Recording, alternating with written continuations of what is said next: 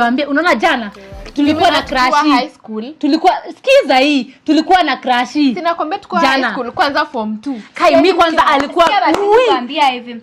Ngoja mimi nawaambia nikiwa high school form 2. Unaona mimi jana tulikuwa na basi hivi nikwambia na wewe mbona mtaki kusikia yangu? Unaona Crea? Sumsikia basi.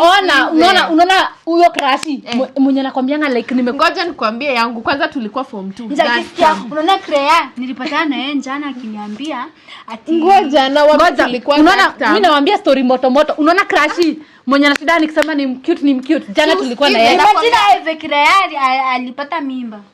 Unaona ngoje kila unaona huyo crush tulikuwa na yeye jana hadi kiza nakwambia ni story ya high school na wapea. So tulikuwa form 3. Tulikuwa form 2. Unajua nyinyi wote mnaongea na story yangu ndio moto. Na yangu amepata. Dizeni yangu ni kali. Amjasikia rafiki yetu amepata mimba. Unaona acha niwaambie Mukami. Unaona huyo crush mwenye naongelelea. Huyo crush alinipeleka date jana. Na imagine tulienda 5-star hotel. So tukwa that time tukapanga strike. Sasa unaona huyo crush. Tusikize hiyo story ni kali. Unaona huyo crush tulienda na yeye date jana. Na Kai aki anakuwa cute. Kai gosh, I wish muone. Hiyo story ni kali. Unajua stories za high school kweli? Peana story. Kama utaki kusikiza si ukae pia wewe.